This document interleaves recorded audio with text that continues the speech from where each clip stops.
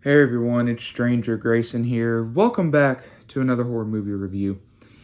Today, we'll be taking a look at the last of the Jaws movies, and I gotta be honest, I was having low expectations walking into this, and man, were my expectations exactly right. This was a film that was just god-awful. It was a cash grab from the beginning.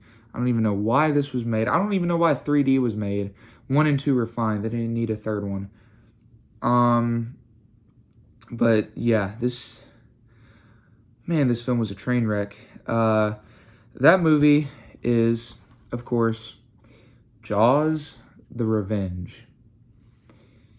Man, this, of course, once again follows the Brody family for the last time. Thank God. I never want to see another Jaws film again. Honestly, this doesn't even need to be remade. Yeah, here's the front, the back.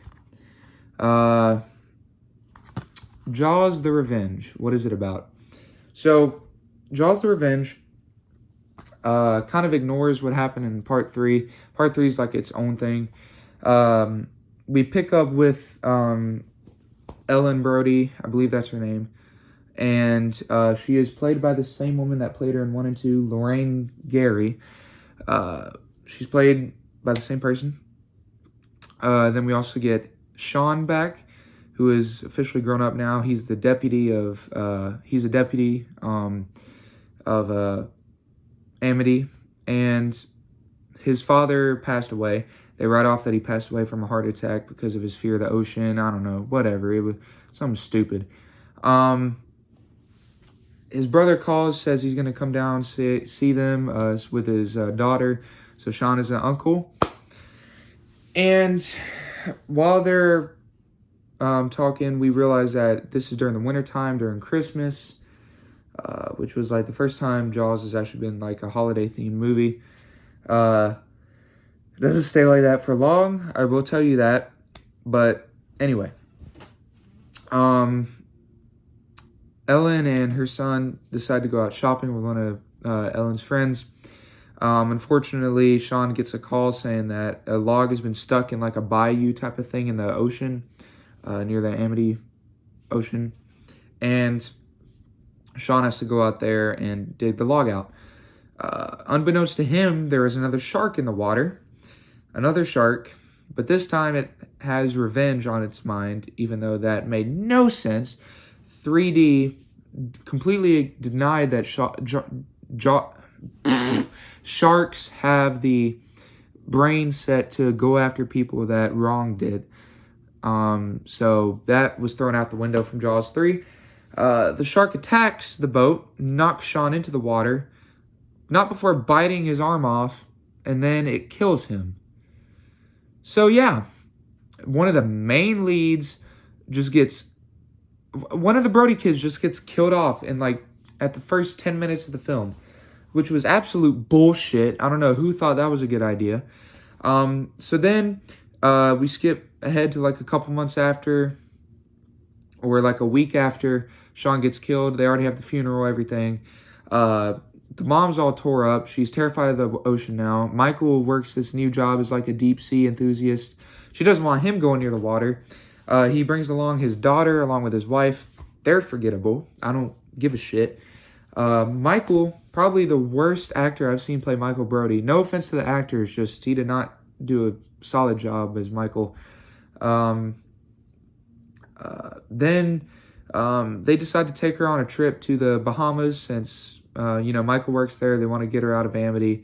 They take her to the Bahamas, where Michael works. We get introduced to Michael Caine, who is flying them over to the Bahamas. It's surprising to me that Michael Caine is in this film because this was a shit film. And then once they fly him over there, Michael Caine is sort of like this love interest to Ellen. I believe Michael Caine's character is like Yogi or something like that. I don't know. Of course, everybody's terrified of the water now because of what happened to Sean. Ellen doesn't want her son working near the water, but she eventually calms down.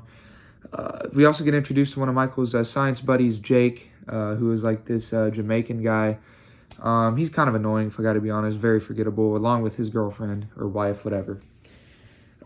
Unbeknownst to them, when they flew over to the Bahamas, the shark followed them from freaking New York or New Jersey, Amity, followed them all the way to the Bahamas, which is something a shark would never do, made no fucking sense to me. And then the fucking shark attack happens again. So, yeah, that's pretty much all the movie is. Jaws the Revenge was a terrible idea from the beginning. I don't understand how people enjoy this film. And this killed the franchise because this came out in 87. We haven't seen a freaking movie since. So this obviously killed the franchise.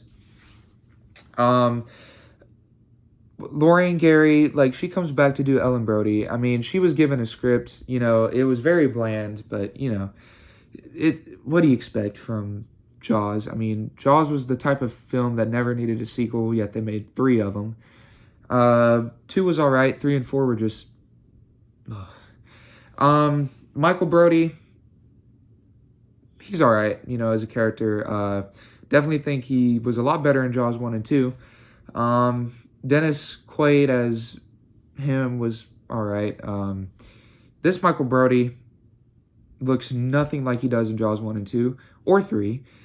And he doesn't even really do that good with the writing. And I believe his name is Lance Guest, who plays Michael. Yeah, pretty forgettable. Michael Caine does what he can with the script, you know, but it's pretty bad. The shark itself, honestly, this looked better than Jaws 3D, if I gotta be honest, as a shark, but man, was it lacking in a lot of areas. Shark was pretty, it looked kind of dumb, if I gotta be honest, and the way they defeat the shark, and the shark actually, like, growls now and does, like, Godzilla noises. That made no sense to me. Sharks don't growl, they don't make noises. The kills, if you're looking for a body count, this is not the movie for you. There's only 2 of them, one of them being Sean, that I just listed. And I'm not going to spoil the other one because there's only 2 fucking kills. So yeah, if you're looking for a body count, don't watch this film because it's not going to have a body count and there's not a lot of blood and gore. Maybe except for Sean getting his arm torn off. That's about it. So if you're looking for kills, not the movie for you. This is the worst movie I've seen that handles kills besides Silent Night, Deadly Night 3, and that had some god-awful kills. This has the lowest body count of any film that I've seen so far. It only had 2. So if you're looking for a body count, don't expect that here. The ending, don't even get me started on that. The alternate ending was a lot better than what they went for with the theatrical release and the main ending. I would have preferred the alternate ending, if I got to be honest, because at least that was a decent way of showing it. They have like flashbacks from the first film, the third film, or not third film, second film, you know, and they throw in this shining aspect with Ellen, how like she's able to sense when a shark attack happens or when her son's in danger or when her grandkid's in danger. Who the fuck thought that was a good idea? This is not The Shining. You don't need a freaking Shining aspect or whatever, like where she's able to see stuff or sense something bad is going to happen. That made no sense to me. No, why would you make something supernatural in a freaking shark movie? That makes no sense. God, I think I'm done ranting on this movie. This was a freaking roller coaster ride. I've seen worse films, but man, this has honestly been my least favorite out of the 4. You're going to see that in the ranking I do probably next week or something like that. So, that has been my review on Jaws the Revenge. Pretty bad movie. Not great. It's not a terrible film. You know, some of the acting's alright. I appreciate Lorraine Gary tried to come back and do what she had to for the franchise, but man, the writing was terrible. Directing was Michael Caine did what he could with the script as well, but other than that, this film was just very bland.